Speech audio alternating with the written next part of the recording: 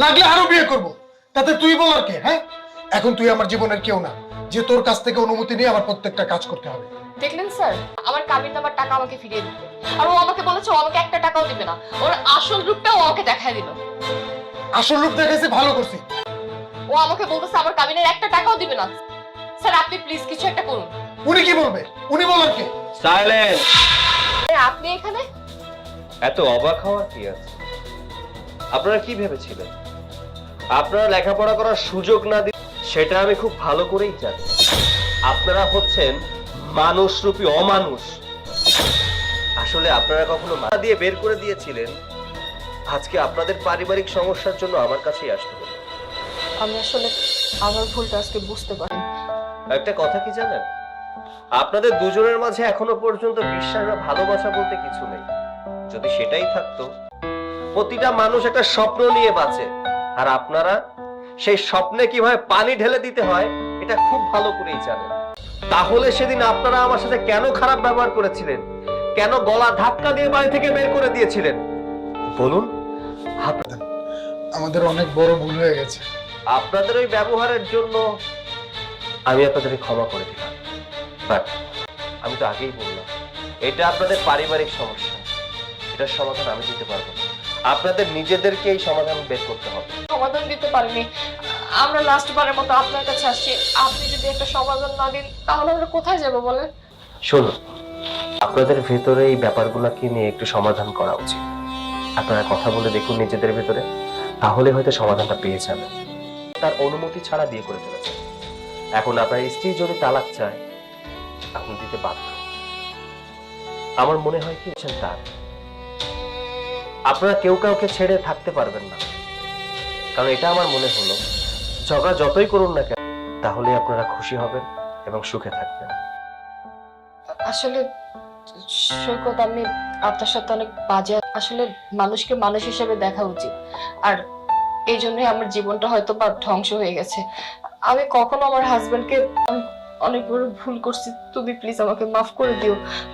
সুমাইয়া, আমিও আমার ভুল বুঝতে পেরেছি। আমি চাই যে তুমি ওর সাথে মিলে আমার সাথে সংসারটা করো, যাও, কারণ আমিও তোমাকে অনেক ভালোবাসি। ঠিক আছে, এখন থেকে আমি আমার কাছে ক্ষমা চাইতে হবে না, আমি শুধুমাত্র আমার কাজটুকু করেছি। আর হ্যাঁ, আশা রাখি এখন থেকে সবাই মিলেমিশে থাকবে। কি গো, খেতেতে কাম করে না মন মনে বই আছো কে? তারপরে বন্ডারে কোলে পিঠে করে মানুষ করছি, পড়ালেখা করায় শিক্ষিত করেছি। এখন বন্ডা বিয়ে হয়ে যাওয়ার পরে বড় পাইতেছি না, আমার না কেমন জানি লাগতেছে। এটা লয়ে এত চিন্তা করলে হইব? এখন তো মোবাইলের যুগ, একটা ফোন করলেই তো পারে। তুমি যে কি কও, কি মনে করব? তোমার বোন তো। আর এত বড় বাড়িতে বিয়া দিছো দেখে তুমি তোমার বোনের খোঁজ খবর নিতে পারবা না? তুমি ফোনে গোসল করে আসো, আমি তোমার জন্য ভাত বাড়ি। আচ্ছা ঠিক আছে, তুমি বাদ বারো, আমি আপনার ধুয়ে আহি। আচ্ছা ঠিক আছে।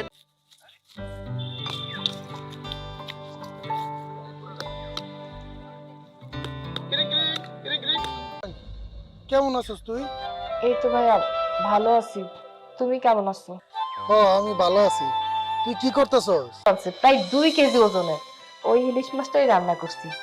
তাইলে তো ভালোই হয়েছে, ছোট কাল থেকে তো তোর ইলিশ মাছ মেলা পছন্দ। আজকে পেট ভইরা ইচ্ছা মতো ভাত খাবো। আমি তোরে কইছিলাম না, তোর শ্বশুর বইলা কথা, তাইলে তো তোর কপালটা অনেক ভালো মনে হইতেছে।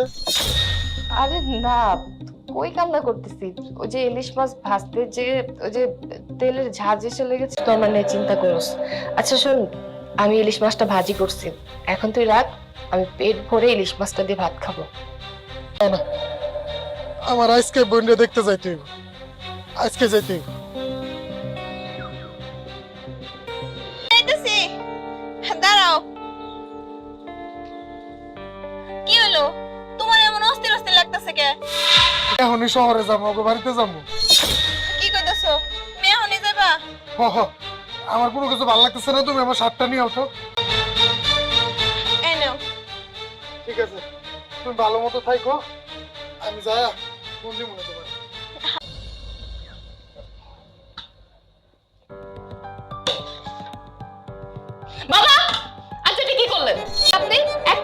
ভাত খেতে পারেন না? আপনার এত অহংকার কেন? সহ্য করতে পারেন না আপনি? এই যে আমি যে মাছগুলো নিচ্ছি আমার ভাইয়ের জন্য নিচ্ছি, আর এগুলো ওই খাবে। দেখো বৌমা আমার প্লেট থেকে মাছগুলো ওর ভাইয়ের প্লেটে দিয়েছে।